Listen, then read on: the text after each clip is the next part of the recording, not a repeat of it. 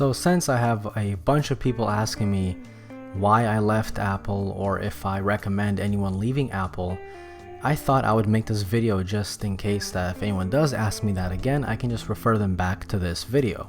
So this video will be a recap of my time with iPhone and why I learned to just drop it and never go back. For some reason, people think I am anti-Apple. In fact, I'm not anti-Apple at all. I want to see Apple succeed. I mean, we're talking about a company that started from a garage and now look where they are.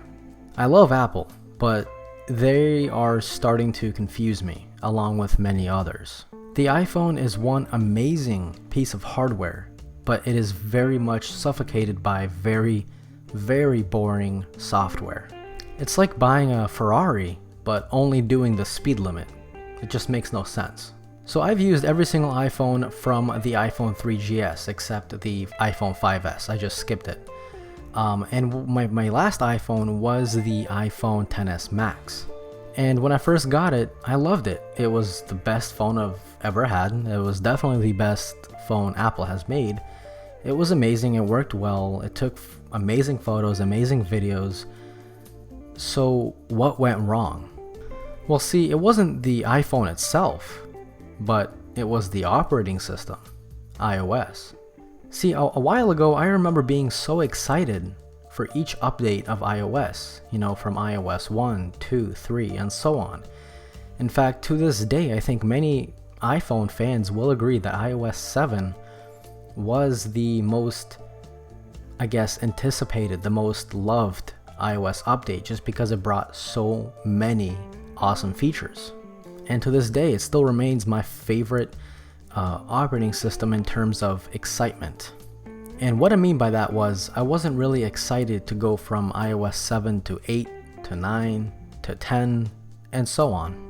I just felt like it was the same thing year after year. There wasn't really any breakthrough upgrades. There was no wow factor. That's what Apple has lost, at least in my eyes. So again, when I got my iPhone XS Max, I started to question it. Is this phone really worth $1,300? I even remember having a chat with a friend and I was telling him like, dude, this phone, I just don't see how it's amazing for the price. The phone didn't make me feel like it was awesome as many other previous Apple devices did. It just felt very bland. It just felt very vanilla. I still couldn't move the icons to where I wanted. I still couldn't resize the icons so I can actually see the background. I couldn't do any of that. Could you add widgets to the home screen? No.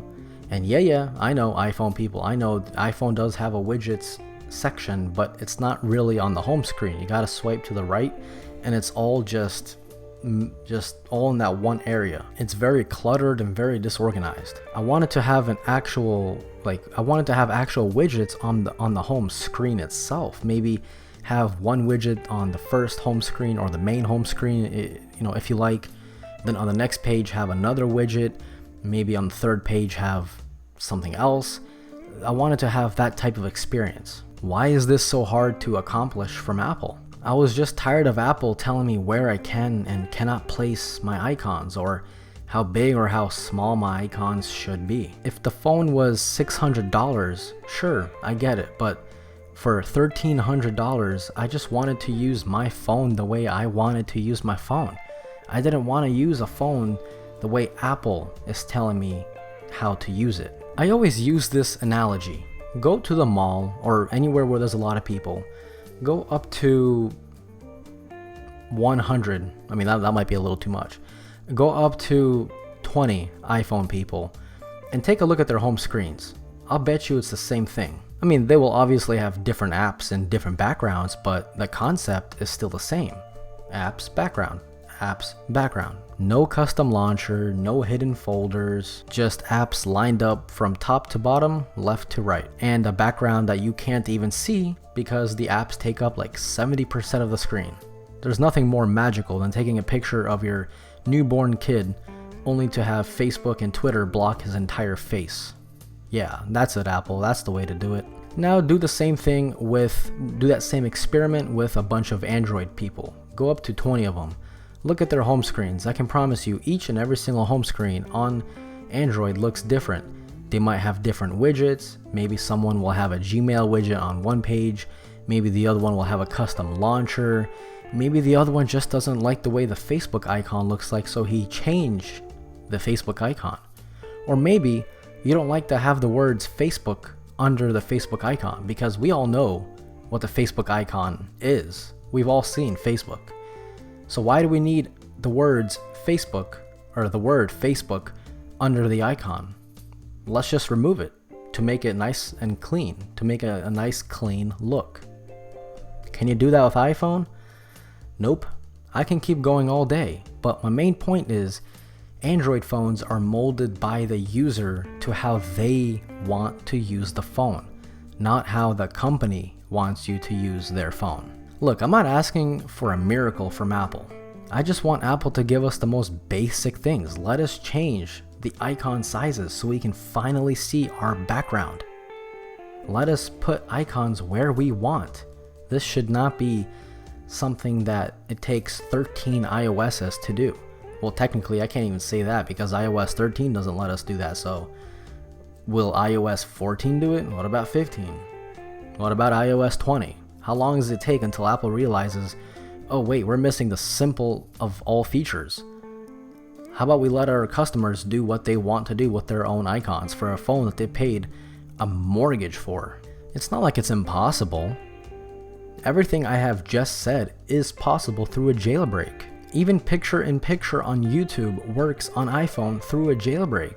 So obviously it's possible, and Apple knows this, which is why they said they're trying to make iOS 13 unjailbreakable. So you can no longer jailbreak iOS 13, or at least that's their goal. Obviously it's gonna happen, but they're trying so hard to have this concept of them feeling like they're the boss. Apple is so power hungry. They are literally trying to make it impossible for us people to use the phones from a custom launcher, jailbreak, I guess if you want to call it a custom launcher, better than Apple themselves do it.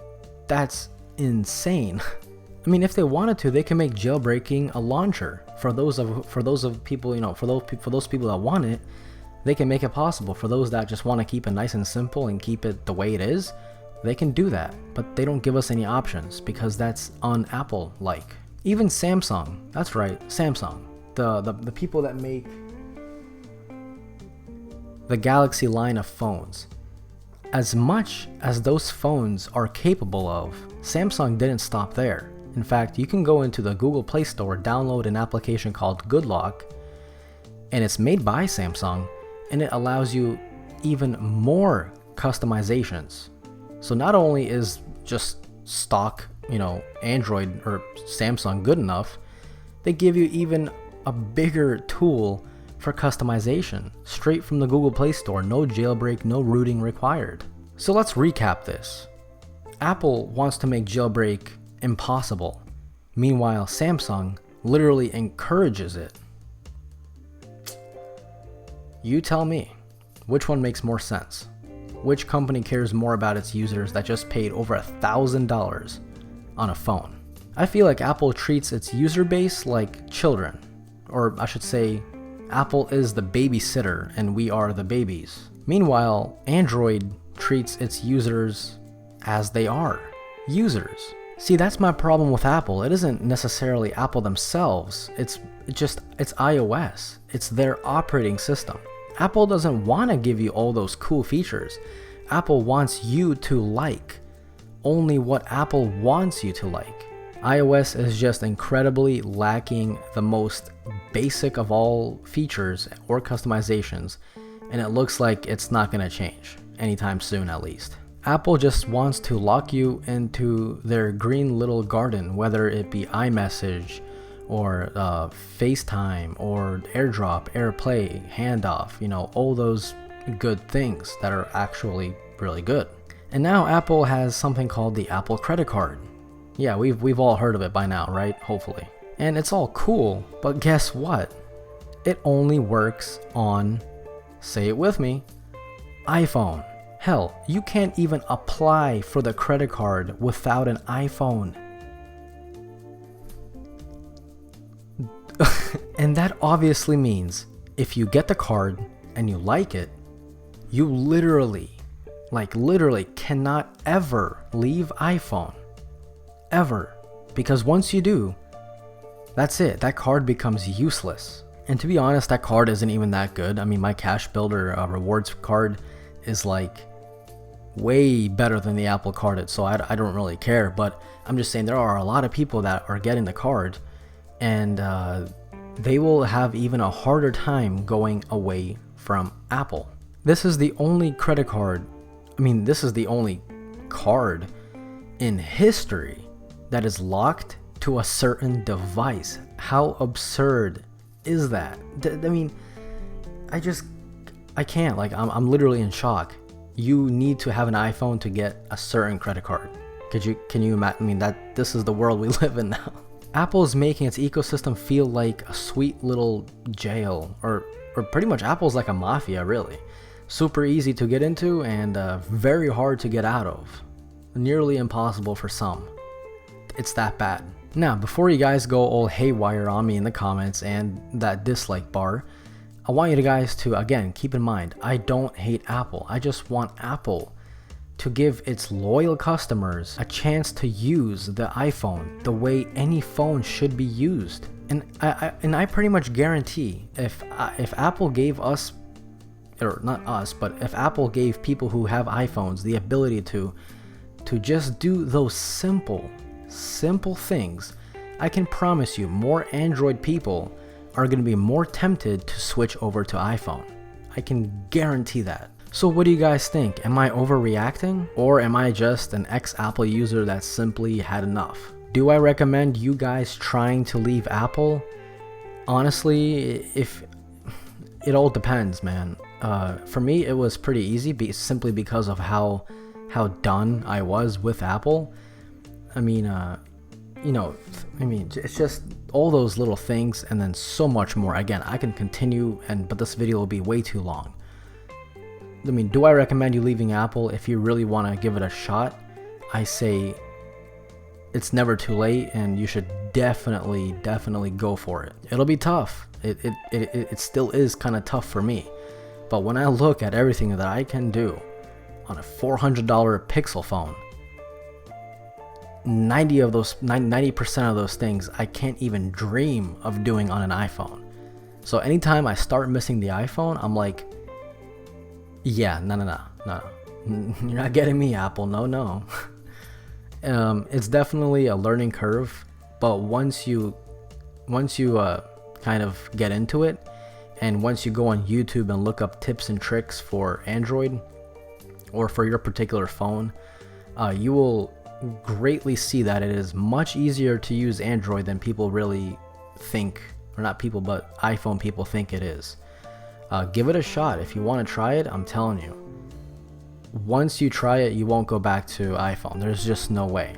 Once you do those little things that I just mentioned, you will never go back to iPhone. So again, let me know in the comment section below of what you thought about this video. Share it with a friend that needs a wake-up call. Also, drop a pizza emoji down in the comment section below so I know you got this far into the video and to maybe confuse other people. It's always fun. So this was Mark from Mark's Tech, and adios.